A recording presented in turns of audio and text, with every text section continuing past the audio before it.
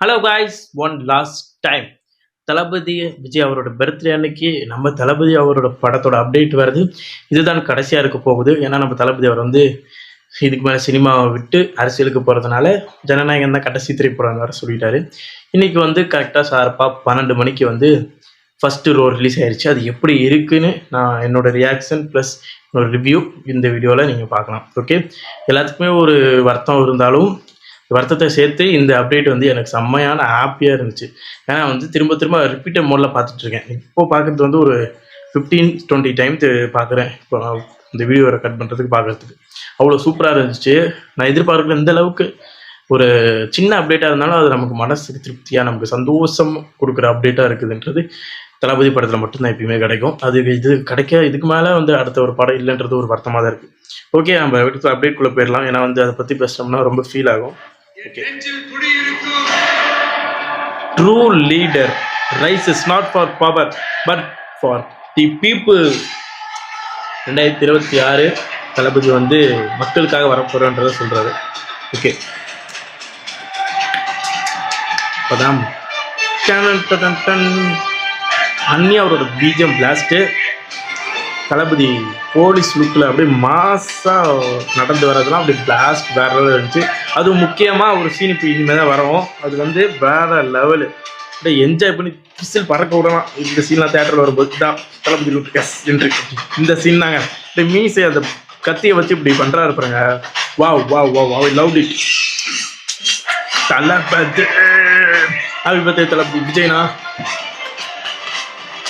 Jananayagan Jan 9 பொங்கலுக்கு release ஆக போகுது.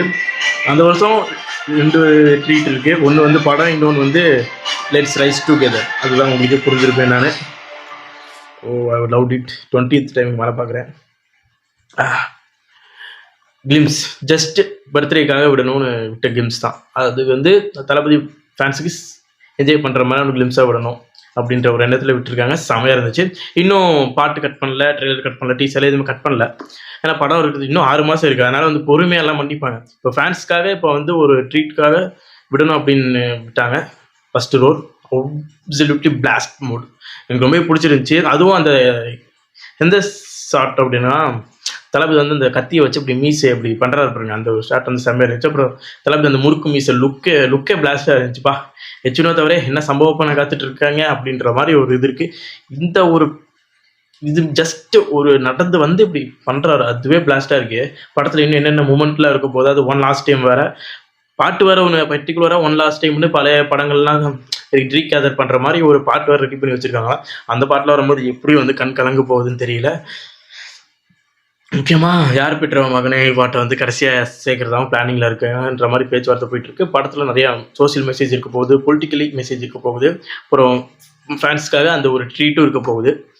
நாங்கள் படத்துக்காக ஈர வெயிட் இருக்கோம். கடைசி படம்ன்றதை நாங்கள் என்ஜாய் பண்ணி பிளாஸ்ட்டாக பண்ணி வேறு லெவலில் என்ஜாய் பண்ணுற மோடில் ஏற்கனவே இறங்கிட்டோம். இப்போது இந்த கிளிம்ஸ் வந்து ரொம்பவே ஃபுல்ஃபில் ஆயிடுச்சு. கொஞ்சமாக சின்ன அப்டேட்டாக இருந்தாலும் அப்படியே அள்ளி கொடுக்குறாரு இருப்பார் தளபதி. நடந்து வந்தாலே போதுங்க எங்கள் தளபதி, அவ்வளோ மாசாக இருப்பார். படம் ஜனநாயகன் பொங்கலுக்கு ரிலீஸ் ஆக போகுது. எந்த மாதிரியான ஒரு லெவலில் ரெக்கார்ட் பிரேக் பண்ண போதும் மட்டும் பாருங்கள்.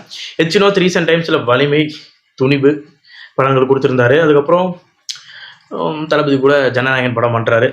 நிறைய பேருக்கு வந்து டவுட் இருக்கலாம், ஆனால் எனக்கு வந்து ஆரம்பத்துலேருந்து டவுட் இல்லை. ஏன்னா வந்து துணிவு வலிமையை வந்து நான் வந்து குறைலாம் சொல்ல மாட்டேன். அதில் வந்து எச்சுனோ தவிர நிறைய விஷயங்கள் பண்ணியிருக்காரு. ஒரு விஷயம் மிஸ் அவுட் ஆயிருக்கு.